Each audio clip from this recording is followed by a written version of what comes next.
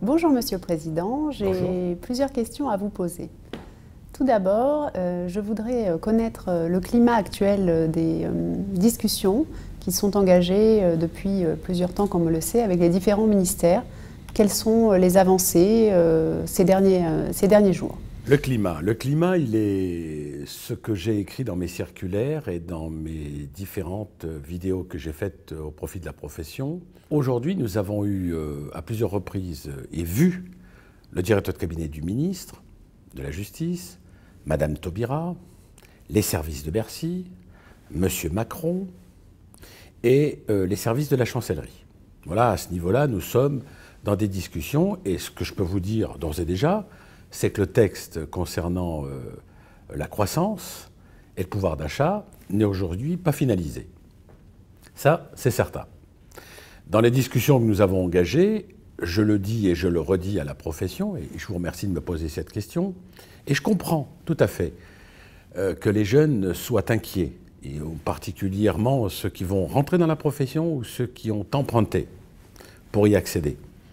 Aujourd'hui, vous avez 4 points très importants de ce texte qui ont été traités par l'Inspection générale des finances. Il y a une interrogation qui subsiste.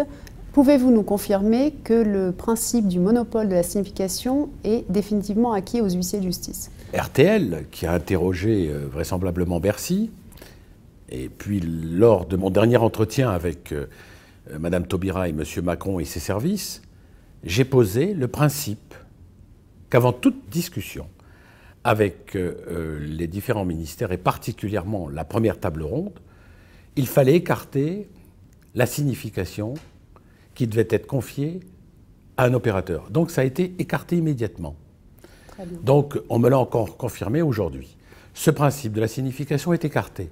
L'acte restera le cœur de métier de la profession. L'autre question principale de ce soir sera concernant la compétence territoriale. Comment se profile la réforme par rapport à ça?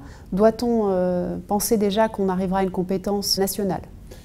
Et sous quel délai? Y a-t-il un calendrier? À partir du 1er janvier 2015, nous allons avoir une compétence départementale. Le décret a été publié au journal officiel.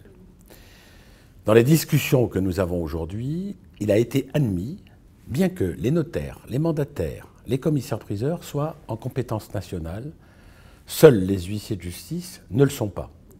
Mais nous avons expliqué la raison pour laquelle nous ne sommes pas en compétence nationale. Tout simplement par le contact que nous avons avec le justiciable. Nous l'avons expliqué à Bercy, nous l'avons expliqué au ministère de la Justice, et ils ont entendu que la compétence nationale serait une hérésie. Donc, ça a été entendu à ce niveau-là. La compétence nationale sera normalement écartée de la réforme. Une compétence régionale n'est pas exclue tout de même. Alors, la compétence régionale, on va parler de cour d'appel, mais aujourd'hui, il y a une modification de la carte des régions.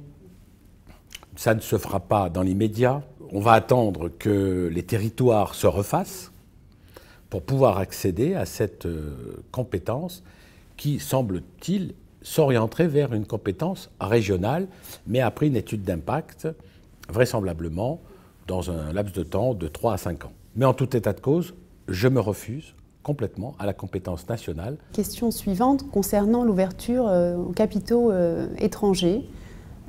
Cette possibilité a-t-elle été écartée?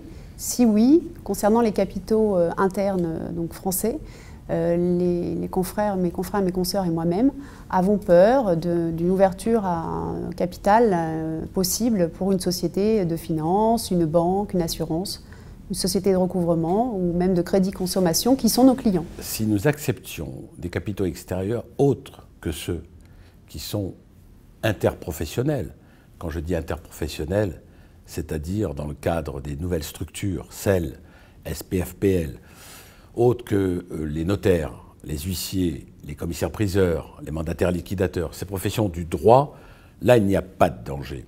Où il y aurait véritablement un danger, ce serait lorsqu'on nous demanderait de faire entrer, même avec une minorité de blocage, des capitaux qui concerneraient par exemple des sociétés de crédit. Et là, notre indépendance et notre délégation de puissance publique seraient mises à mal. Je crois que ça a été entendu d'une bonne oreille par Bercy et par surtout la chancellerie qui, bien entendu, nous défend dans ces sujets qui préoccupent l'ensemble de nos confrères et nos consoeurs. Et enfin, la dernière question porte sur la liberté d'installation et la suppression du numerus clausus. Et si cela était avéré, quelles seraient les indemnisations pour les confrères comme moi, encore actuellement en train de payer mes crédits? J'ai toujours dit à la profession que cette réforme, il fallait en profiter pour prendre un train de modernisation. J'ai toujours dit que si nous continuons à exercer tel que nous l'avons exercé, avec des archaïsmes, des précarés, nous serions très vite dépassés par l'économie et le temps, et dans quelques années, nous n'existerons plus. Ça, c'est très clair. Pourquoi vous parlez d'indemnisation? L'indemnisation, lorsqu'on supprime une profession, effectivement, comme les avoués, elle a été supprimée, et on a parlé effectivement d'indemnisation. Et ils ont été indemnisés peu ou prou de ce qu'ils espéraient. Aujourd'hui, les réflexions de Bercy sont de vous dire « mais on ne vous supprime pas, on donne le droit de s'installer à certains jeunes. Le tout, c'est comment ils vont s'installer, sous quels critères, sous quelle forme et avec quelle autorisation. » C'est là que le bât blesse et que je pense que la réforme essentiellement portera. Bercy part d'un principe suivant, vous avez votre diplôme, vous pouvez vous installer. Nous avons expliqué, nous expliquons et nous continuons à expliquer qu'il y a un problème de responsabilité, un problème de régulation, un problème de marché. Donc les discussions se portent là-dessus. Je ne peux pas vous donner de réponse à aujourd'hui. Peut-être d'ici la fin de l'année? Sûrement avant la fin de l'année. Il devra aller d'abord au Conseil d'État, au Conseil des ministres, et il y aura une mission parlementaire pour avis. Il faudra que le ministère de la Justice voie avec le ministère de l'Économie. Aujourd'hui, je ne peux pas vous dire ce qui est écrit, puisque rien n'est écrit. C'est en train de s'écrire. Mais on ne pourra pas rester, et ça, je vous le souhaite, tel que nous avons exercé pendant 200 ans. Mais ça, on le comprend tout à fait. Hein. Moi, c'est pas quelque chose qui m'effraie. Mais j'espère que vous le comprenez. Qui m'effraie, et au contraire, on doit aller avec notre temps. Je pense qu'il faut aller vers votre temps et notre temps.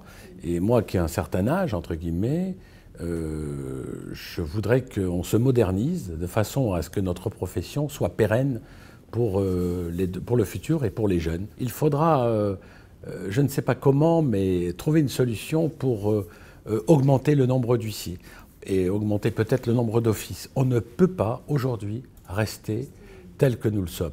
Aujourd'hui, nous devrions beaucoup plus. Et une profession plus nombreuse, plus compétente, plus jeune, sera toujours plus forte. Voilà. Alors dans tout cela, il faut conjuguer la délégation de la puissance publique, la sécurité juridique, il faut conjuguer également la protection du consommateur, du citoyen, mais je pense qu'il faudra aller vers un avenir beaucoup plus moderne. Et je compte sur la jeunesse, sur les jeunes huissiers, sur les jeunes huissières pour avancer, et il faudra qu'on se mette au diapason pour y aller. Merci, Monsieur le Président. Merci, chers consoeurs.